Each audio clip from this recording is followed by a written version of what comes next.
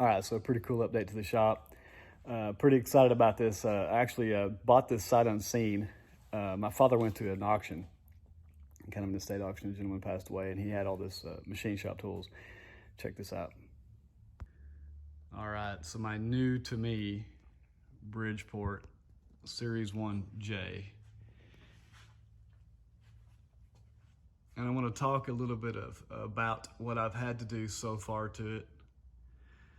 The only damage I see, this was in a university. So anytime you get milling machines out of a university, there's going to be some table damage. But it's not bad for 1965, and that's what the serial number there, the front of the knee. It's going to need a paint job. Of course, this is 3-phase, 1 horse. I have a variable frequency drive on order. It's already been shipped, so I'm going to do a lot of stripping. And this model, let me go around the other side and show you this. I have the cover off of it, but this is actually the power feed, original factory power feed. I didn't even know they actually had gearbox power feeds in 65, but this is pretty cool. Sorry about the shaky camera. I don't really know all the ins and outs of this. I think it's gonna have to be lubricated, but it seems like it could work if the motor's still good. And I've just been cleaning on it, and the table travels all the way to the stops in both directions with no changes in resistance. So that's good. In whatever axis that is, left and right. Now in this axis, it's very smooth, but as you can see the hand checkering, I'm not sure what this is actually called, but you can see some of it here, and it does disappear down here in the major wear areas. So it does get slightly tighter at the back and at the front, and that just indicates wear, but for my needs, I don't think it's gonna be a big issue. Just getting a paper towel to wipe my finger off, but yeah, so far everything, the only thing I see missing maybe is I think this had a hand wheel, a quill feed when you're doing power feeds, I'm not sure. And some retard has they put a like a vice grip on this. So I just took this off and sanded that smooth, and now when these bolts are loosened, I can move this back and forth. So I'll tell you about that. That may be another video, but turret, ram, everything's free. Really excited about this milling machine. Let's talk about what I had to do to get the ram free. So I just took a block of wood, loosened those bolts right here and here. Of course, this has been sitting for like 20 years in a non-humidity controlled environment, not ideal conditions. So there is surface rust. There was a lot more. I've been cleaning on it. And I just pecked around on it. I soaked this with PB Blaster, and I know that the professionals and everybody swear by Kroil, K-R-O-I-L, but I've had good luck with PB. I've never had trouble with it. It works. Just tap right. I just kind of gently tapped on this with a 2x4. That's all I did. And then right here, and on this side, and then I put a clamp, long clamps, and I just with the rubber pads, front of the dovetail, and then right here, and then I just on both sides, and I just put a little pressure on it, kept tapping around on it. And over the course of a couple hours, I seen it kind of do this, just kind of creep just a little bit, and I knew I was home free. Getting a little bit ahead of myself, the first thing I did though, this was broken off flush, and I easy-out extracted the broken handle. This is just temporary. And I removed this, and this pinion just slides right out. No damage to the pinion, no damage to the rack inside here, which are these. Oh, I thought I could show you the gears. That must have been when it was further this way. But anyway, there's a rack of gears right here that the pinion rolls in and out. It's completely fine, and now I can push this by hand. Not super easy, but I can push it by hand and pull it out, so it's really great. So no problem with the new handle that I installed. It's not going to be bending or breaking. For the turret, it was the same system. Just a bunch of PB Blaster, Kroil oil, whatever your penetrating oil of choice is, and I just give it taps.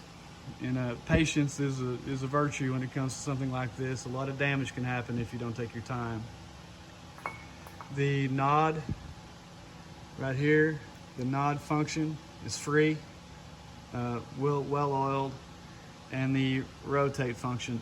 I'm going to need to take the head off at some point. I don't have to, but I want to, just simply because someone has done something here and put like a janky, a janky adjustment head on this, whatever it's called. It should look like this. So, but anyway, all that amounts to is just clamping a fixture in the table and then lowering the head down on the table, or bringing the head up and sticking it up in the spindle and bolting this right here and then backing the table out. So I'll do that, but it's just not pressing. It's not even going to affect how it runs or operates in any way. And I wanted to get into this speaking point. This is very important. These are not grease zerks. They look like American grease zerks, but they're whey oil zerks.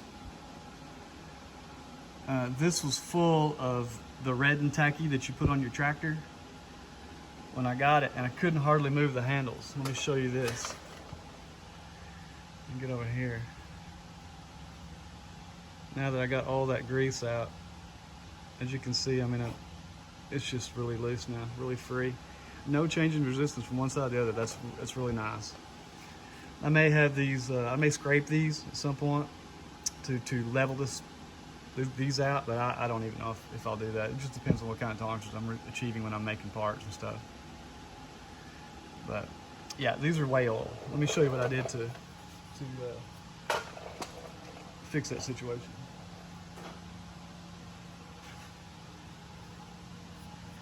These little grease guns, right? Red and tacky or lithium or marine grease, all different kinds of grease with these little containers.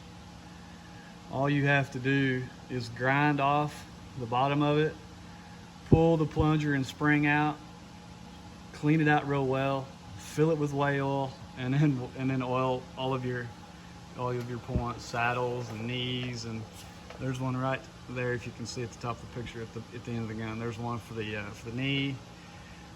Front and back, right? Where is it? I lost it. There's one right there on the back side. No grease for these guys, it's whey oil. Anyway, I think most people know that, but whoever that had this last didn't. Let's see, am I unlocked? Yeah.